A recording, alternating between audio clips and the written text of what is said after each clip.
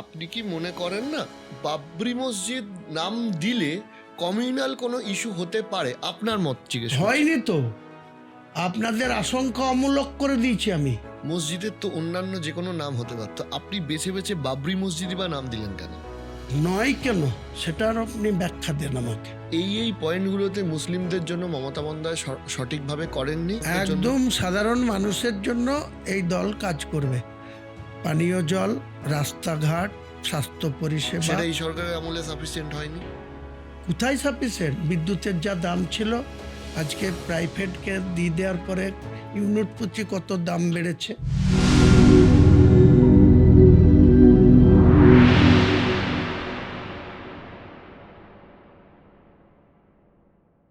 আপনাকে দল থেকে সাসপেন্ড করার সময় একটা গুরুত্বপূর্ণ কথা বলেছিলেন ফিরহাদ হাকিম মহাশয়, যে কমিউনাল নাম দেওয়ার জন্য আপনাকে সাসপেন্ড করা হচ্ছে মসজিদের। আচ্ছা, এইগুলো কি সত্যি দরকার ছিল?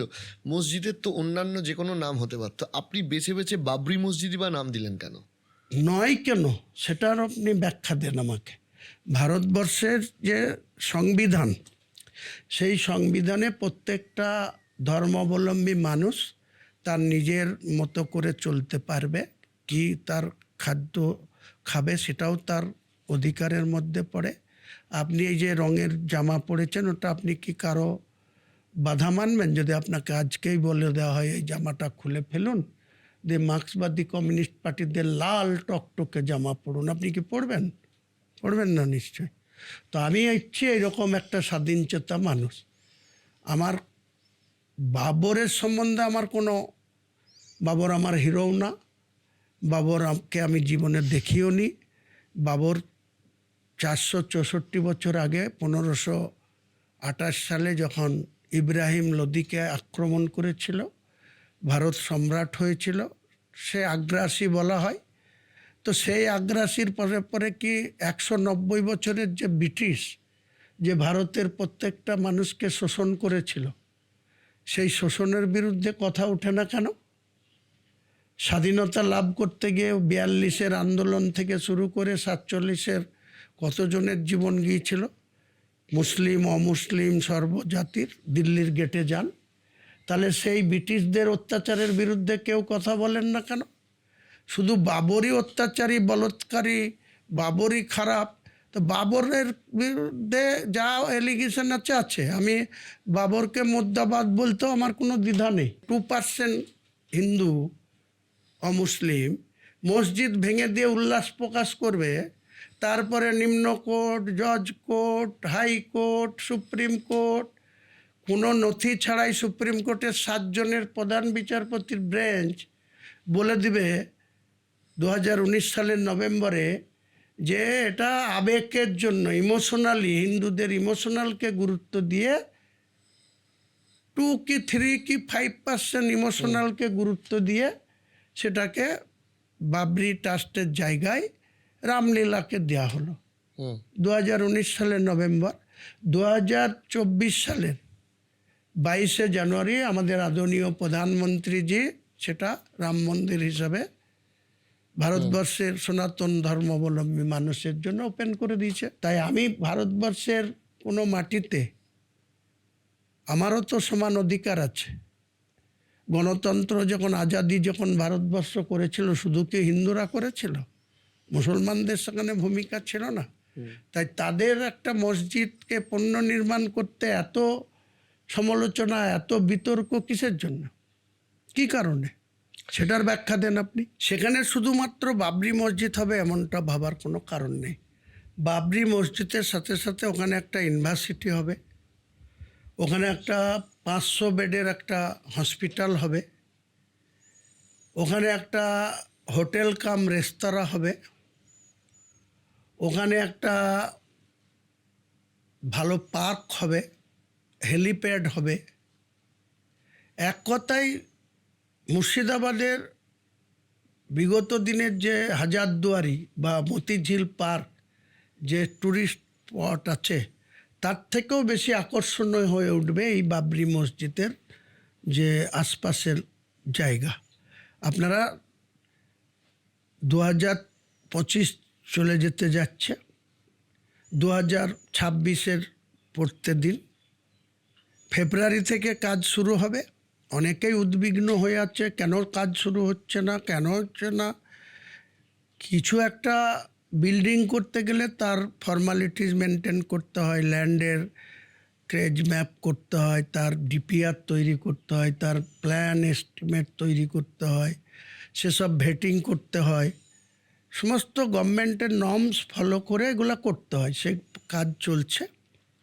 আশা রাখছি ফেব্রুয়ারির 10 তারিখের মধ্যে 1 লাখ লোকের কোরআন পাঠের মধ্যে দিয়ে সেই কাজ শুভ সূচনা হবে বা বিল্ডিংয়ের কাজ শুরু হবে। ঠিক ভোট পার হলেই তারপরে বাকি কাজেরও ধীরে ধীরে শুরু হবে। 2030 সালের আগেই 4 বছরের মধ্যে বাকি প্রকল্প যা যা আপনাকে বললাম সমস্তটাই কমপ্লিটলি বাংলার মানুষের কাছে তুলে ধরা হবে। আমি একজন সম্পূর্ণ ব্যক্তিগতভাবে ধর্মনিরপেক্ষ মানুষ। আমি ততটাই মন্দিরকে পবিত্র মনে করি যতটা মসজিদ কিংবা গির্জাকে মনে করি। আমিও কথাটা আপনার হচ্ছে- মতো, আমি আমার ধর্মে যেমন সম্পূর্ণ আস্থাশীল, কথাটা তেমনি অমুসলিমদের প্রতিও আমার ধর্মের প্রতি সম্পূর্ণ নিশ্চয়ই, শ্রদ্ধাশীল। কিন্তু কথাটা হচ্ছে যে আপনি কি মনে করেন না যে বাবরি মসজিদ নাম দিলে কমিউনাল কোনো ইস্যু হতে পারে? আপনার মত জিজ্ঞেস করছি। হয়নি তো, আপনাদের আশঙ্কা অমূলক করে দিয়েছি আমি। রাজ্যের গভর্নর মুখ্যমন্ত্রীর কথায় আমাকে শিলান্যাস করার দিন আগে আসার আগেই 3-4 দিন আগেই বলেছিলেন চিঠি দিয়ে যে কমিউনাল দাঙ্গা হতে পারে, law and order problem create হতে পারে, হুমায়ুন কবিরকে হোম অ্যারেস্ট করে রাখা হোক। হুম। যাক, উপরওয়ালা আমার সহায় ছিল, ভাগ্য ভালো ছিল। মমতা ব্যানার্জি আমাকে সাসপেন্ড করেছে 4 তারিখে, কিন্তু আমাকে হোম অ্যারেস্ট করেননি। তা আমি 6 তারিখে যেটা করেছি, কোনো ল অ্যান্ড অর্ডার ব্রেক হয়েছে? কোনো দাঙ্গা হয়েছে? 4 লক্ষ মানুষ ওখানে উপস্থিত হয়েছিল, আরও 4 লক্ষ মানুষ ওই নবদ্বীপ ব্রিজ থেকে, কৃষ্ণগড় থেকে, আর ওদিকে ফারাক্কা, মালদা, ওদিকে ডোমকল, ইসলামপুর, এদিকে কাঁদি, সাঁইতিয়া রোডের উপরে 4 লাখ লোক ছিল, গাড়ি ছিল, আর 4 লাখ লোক ভেন্যুতে ছিল। হুম। কোনো দাঙ্গা হয়েছে? বরঞ্চ এই পুলিশের অনেক অসহযোগিতা। নবদ্বীপ ব্রিজেই কালনা, মেমারি, বর্ধমানের লোকদের আটকে দেওয়া হয়েছিল, যে যাওয়া হবে না। আপনি যে দলটা করেছেন, আপনি মনে করেন কোন কোন পয়েন্টে, আপনি একটু ক্লিয়ার করে বলুন যে এই পয়েন্টগুলোতে মুসলিমদের জন্য মমতা বন্দ্যোপাধ্যায় সঠিকভাবে করেননি, এবং আপনি আপনার দল থেকে কিছু বিধায়ক নিয়ে জিতে আসতে পারলে আপনি সেই কাজগুলো করতে চান। আপনার ইলেকশন ইস্তাহারে আপনাকে দিয়ে দেবো, এখনই আপনাকে দেবো না। আমি কিছুটা ইস্তাহার ওই দিনই প্রকাশ করেছি, পড়ে নেবেন। আজকে আনন্দবাজারে সেটা বেরিয়েছে সম্ভবত, আমি দেখতে উঠতে পারিনি, কিন্তু আমাকে আনন্দবাজারের সাংবাদিক টপ বলেছে। 2-3টে প্রায়োরিটি অন্তত বলুন আমাদের দর্শকদের জন্য। একদম সাধারণ মানুষের জন্য এই দল কাজ করবে। পানীয় জল, রাস্তাঘাট, স্বাস্থ্য পরিষেবা। সেটা এই সরকারের আমলে সাফিসিয়েন্ট হয়নি। কোথায় সাফিসিয়েন্ট? বিদ্যুতের যা দাম ছিল, আজকে প্রাইভেটকে দিয়ে দেওয়ার পরে ইউনিট প্রতি কত দাম বেড়েছে।